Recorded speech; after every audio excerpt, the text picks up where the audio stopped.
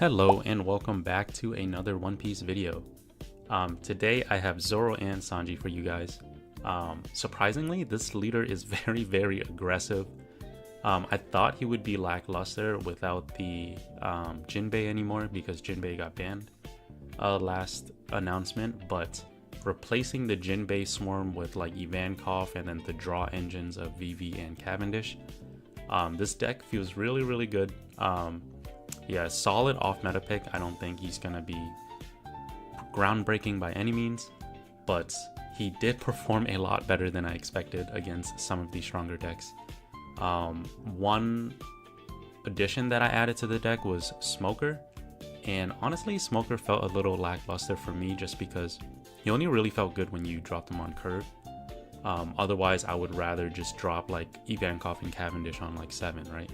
Or on your 8 dawn turn, I'd rather develop 2 resource replenishment bodies over just 1 Smoker, because if Smoker gets answered, especially if you don't have Tashigi, it's pretty much over just because you wasted a turn to do nothing. And then obviously the 4 Hody Jones is extremely necessary for any decks that have like blockers, or especially the purple decks with their events. They always have that dawn up, so Hody Jones being able to help you rest those down is very useful. And then yeah, obviously just running as many of the 2 costs as I can. 3 of Dekken, that's totally fine, just because in the early game, if you blind flip Ivankov and you hit one of these blockers, it helps you save a lot of resources, and it really helps you stay like pretty tanky enough for you to be able to develop your Ivankov and Cavendish and then replenish your resources from there. So yeah, that's pretty much it for the deck list. Let's just hop over to some gameplay and I'll show you guys how this thing runs. Okay, so first game I got for you guys, we're gonna be going up against Red Zoro here. And Red Zoro obviously is going to be one of the more aggressive decks this format, and into the next format I see that he's already getting a little bit of success in the East. But like I said in the deck section of the video, the Ivankov being able to just hit really lucky top decks is super nice, just because we run so many 2-cost bodies. You're bound to hit like half the time. And I decided not to swing here just because I don't want to give him the free event if he has one, to be able to cheat out a free body. And so I force him to play out his own bodies if he wants to get them out. And then him swinging in that 6k at lead, not leaving a dawn up, just confirms for us that he did not have the event. So I think moving forward, we can start really applying a lot of pressure to him here. And so I start off with a 3k swing at his Tony Chopper, and then probably hitting the mini chopper with a 6k swing with the Ivankov, so that I can swing in another 6k swing at his lead. Yeah, the reason why I didn't swing 5-7 is because I essentially want to force him to give us counter if he wants to get out of this. Because we really don't care about putting like Zoro down low. We just care about draining him of his resources so that he runs out of gas and we're able to close out the match in the later stages of the game. And then yeah, I'm just gonna leave the Ivankov standing here just so he doesn't have a free 4k body to swing into. And then obviously his body's being small as well, like the chopper that he cheated out is only a 4k body.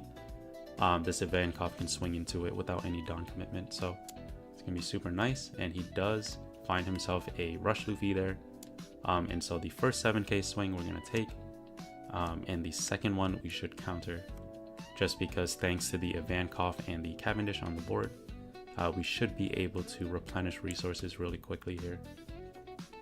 So start off with a 4k swing here, and then probably a 7 into the chopper.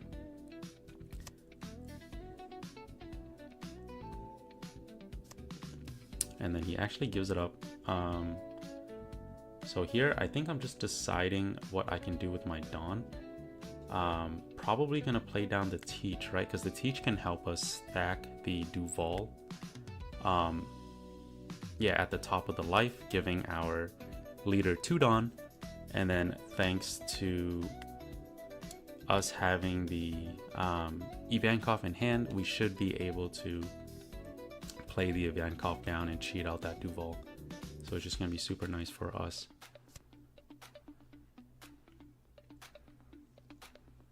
So I swing in with another 7 here. I probably could have swung in with 8, but again, I wanted him to counter. And so I don't really care about not using all of our Dawn there. So yeah, we're in a really good spot right now. Having 3 characters that when on attacking, we can draw cards. Just feels really good just because when we're going into like these later stages of the game, your board presence just matters more and more, and being able to replenish resources to defend your board just feels really, really good. But he does drop down the Zoro here, and so I have to let that Ivankov go with a 6 and a 4. And then with 4 Dawn up, he probably can play like a Kid and Killer, or maybe he has a Mulgun or something.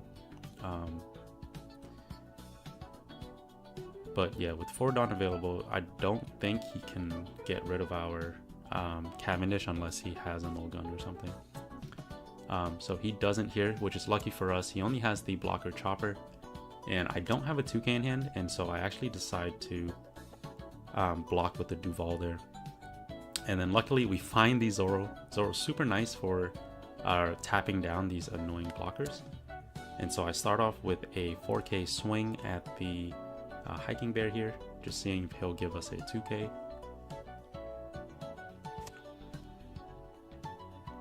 And he actually does. And so here I decide to tap down the Chopper and then forcing him to give us another 2K if he wants to get out of this one here.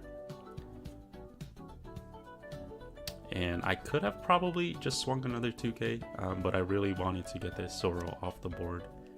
And we should be able to play down the Ivankov here. And so, yeah, this time I actually had an extra Dawn to play with the intention of getting rid of that body off the board. So, yeah, here we're able to swing in 6 at the Hiking Bear. Probably bouncing the Zoro. Yeah, just because if he puts down like another pesky blocker, we're gonna have the Zoro to tap down like any chump blockers that he puts down. So yeah, able to keep our hand count around like 6 to 7 all game. Just feels really good, especially because he really wants to answer this Cavendish, but Cavendish being a 6K body, it's really hard for him to really swing into Cavendish without having that Mulgun. So he starts off with a 8K swing into Cavendish here, and then eating 2 cards out of our hand, which is totally fine just because thanks to having 2 Ivankovs on the board, we should be able to replenish our hand really quickly here. And so he swings in with the Kid and Killer with 3 Dawn available. I was scared of him having another Rush Zoro here. And so I just let the Cavendish go. I didn't want to waste whatever counter we had left in hand and get punished for it. And then this is a misplay here. I rested down the Tony Chopper. And instead of swinging in with the Zoro right away, I swung in with the Ivankov and probably could have got another counter out of his hand if I swung the Zoro into the Kid and Killer first. But that's not going to change the outcome of this match too much. So probably start off with a 5K swing at the Kid and Killer.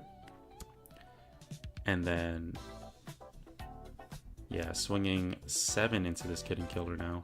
And if he really wants to defend his Kid and Killer, he has to give us his entire hand. So swinging 7 at the Kid and Killer, and then bouncing our VV to be able to restand this Ivankov, swinging in another 5 at his leader. Actually gets countered out. I think at this point he wants to survive as long as possible. But next turn we're looking really, really good to just end the game. Doesn't matter if he's able to take life or not. Just because we have so many swings on board, and then thanks to our leader ability, we're able to restand our bodies as well. It's going to be really hard for him to counter out of the counterattack here. So he actually decides to go for board here. I I think that's the right play on him, just because if he didn't do that, definitely would have been able to kill him last turn, or this turn. So I really want to make sure this dragon gets off the board here. And so I probably just, crank a 13 at 9. The reason why I didn't swing the Zoro into life first is because if he hits a trigger like Mulgun or something, we would just be throwing away the game for free here. And that Mulgun would have been able to answer our Smoker or just kill the Zoro, so we're not able to pressure him. Or I'm not sure if Mulgun is able to pump or decrease leaders as well, but yeah, same difference. Just wanted to make sure that we make the safe play here. And he actually does have a Mulgun. I don't know if he got that out of life or not. But yeah, the Mulgun being able to answer our Smoker there. So I think at this point, with only 2 cards left in his hand, I decide to push for lethal just because we have, I think, 4 swings this turn. And either he counters out of this one or he's pretty much cooked. And he doesn't counter out of that one, and so I swing in another 7, he takes, and then one more 7, being able to pick up the teach, and then that would have been followed up by a 9k swing with the restood Zoro there. So yeah, able to take a pretty convincing win against Red Zoro here. Okay, so next game I got for you guys, we're going to be going up against Blackbeard. Blackbeard obviously being a little more popular thanks to the new starter deck buffs. But honestly, I think this leader counters him pretty hard just because we're able to load the board with so many small bodies, which Teach hates. And then, able to swing in multiple times too, no matter how small our bodies are. So him using a finger pistol on the VV there feels really good. And then I think that now that he sees we have really powerful on plays, he starts trying to shut us down here. And so I answer with a Cavendish, forcing him to have an answer. Luckily for us, he doesn't, so we should be able to pressure him pretty hard here. I think I just counter out. Maybe it would have been better to put down the Duval, but I think I wanted to play down the blocker just in case. Yeah, just in case he swings heavy into the Cavendish here. But yeah, it shouldn't matter too much. We just start off with a 7k swing here. And then before swinging in with our leader, we probably play the Duval, Duval, yeah, just so we don't show any information. So bouncing the Duval, obviously not getting that on play. Swinging in 7 here. And then playing down the Duval again, just so we can set up a blocker to protect our Cavendish here. And so here, swings in 5 at lead. I think we just take this one. I don't really want to over counter that much right now. And yeah, he is able to answer our Cavendish with the Van Auger and Dock Q. And then tapping down that Lafitte, I think I'm just going to use this Duval to swing into him, actually, just because if he wants to answer the Duval is going to save us some counter in hand. So I don't mind that at all. And then probably giving him a 2k here, just because I do want to save that Zoro just in case we need to rest down any pesky blockers if he was to play down like a Vasco shot and not use his leader ability. And so here, I could have just played down the Hody, but I saw him grab the 10 cost Teach. And I would rather just have a bunch of bodies on board that he's forced to answer.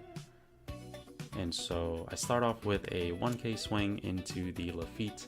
If he turns that Vasco shot sideways, then we can answer his board really, really well with the Zoro in hand. So he decides to save his Vasco shot, and so I play down the Ivankov, Mihawk, and Toshigi. I know that I'm using a lot of 2k counter to develop board, but that's really going to be our win condition against this deck.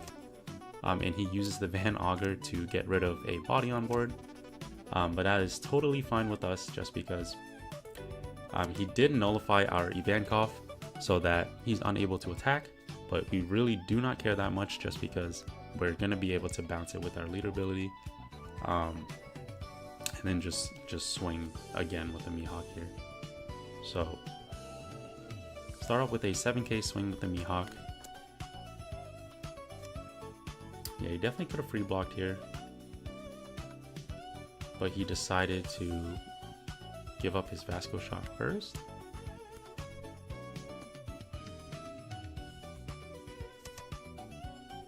And then, yeah, obviously if I swung down this Mihawk, he would just get a free block here. And so I try to see if I can force him to give us a free block. Yeah, so 6 into Van Augur here, or 7 at his lead. He decides to give up the Van Augur. Yeah, and then he is able to find himself another one anyways. Able to answer our able to answer our Mihawk. And then here he probably should have just swung super heavy into the Zoro here. But I guess in his defense, he just wanted to set up for game here. But yeah, it's tough because we know that we have a Hody, but I guess, you know, Blackbeard players don't see Zoro and Sanji every day, and so they probably didn't see the rush Hody Jones coming. And so, yeah, able to squeeze a win out of Blackbeard as well. Okay, so last game I got for you guys, we're going to be going up against Blue Yellow Nami.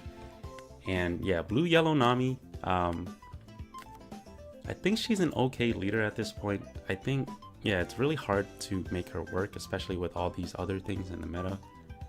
Obviously, the deck we're playing is not meta, but yeah, it's really hard for her to find an identity at this point just because people really don't have a solid build for her. And so here, I decided to give her this 6k swing here just because the Nami does have 7 cards in hand, and so she won't be able to draw anyways, especially because she used the Zeus ability. And then again, the Ivankov being able to get us a lucky cheat out of the top card of our deck. And this is why I like running 4 of the Hammonds as well, because 1, he is a nice blocker to have, just like a chump blocker, but also he's fodder for the Vander if you want to pop something in the late game. And so he is being super annoying, just being able to play Zeus and Noiko and just like popping everything or removing everything that I put on the board. But yeah, at this point, this is how you counter Nami, by the way. So every time they use this teach ability, it really gets offset by being able to get the life from a really heavy swing onto your opponent. But if you're able to counter out early, you're going to see that the Nami players do deplete out of resources really quickly. And so here, I just poke in a 5k. I really don't want to let her draw that much, but if she wants to take a 5k swing, then that's really good for us, right? Because there's no Dawn commitment there. And so I use this turn to play down the Ivankov, to play down the Vivi, and now we're back up to 6 cards in hand. So really good for us, playing down another Nohiko, just being as annoying as possible. But we do have plenty of counter to counter out of the swings that she's going to be giving to us, right? So the Teach being able to attach 2 Rested Dawn, probably just going to be swinging a bunch of minimums. So 5k with the Zeus, and then probably 5k with the Teach as well. Or actually only swinging in 5k with her leader, and then playing down the Cavendish. Okay, that's totally fine as well. So playing down the Cavendish means that, again, she's not able to get a life off of us. And so we're able to just grind her out of resources because we don't really have that condition. And then able to bounce up the VV here, just because at this point we don't really have a body that we need to restand. Instead, I just bounce the VV to hand to be able to use her in the later turns. And then even though she was able to develop herself a Cavendish, we don't really care too much, just because thanks to our Cavendish and our Ivankov, we should be able to replenish our Dawn or our hand really quickly. And so he starts off with a 7k swing. Just because we can counter out, I will, just forcing her to really using one of her cards if she wants to get that draw effect from her leader. But yeah, starting now, ending with a 7k swing. Just in case she attaches all that Dawn in order to swing in like with Teach or something, I decide to counter out of this one as well. Yep, so that's really good for us. And then now playing the Hiyori, forcing her to use her own cards to get that draw ability. And I think at this point, probably going to be swinging in with the Teach. And now I decide to take this just because she already used her leader ability in the form of Hiyori. And so I'm not really denying her anything by trying to counter out of that. And so finally I use that to draw. And now with no cards in her hand, we should be able to dismantle her board. And then yeah, now with a Hody Jones, yeah, there's really no way for her to come back here, right? So I now use the Hammond to swing in a 3k at the Teach, I imagine.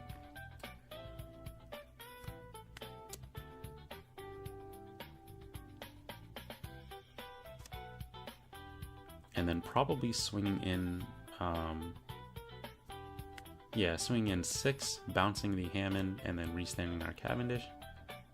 And then just playing out the other Cavendish, right? Just because we're in like no real threat of dying next turn with the amount of counter we have in hand.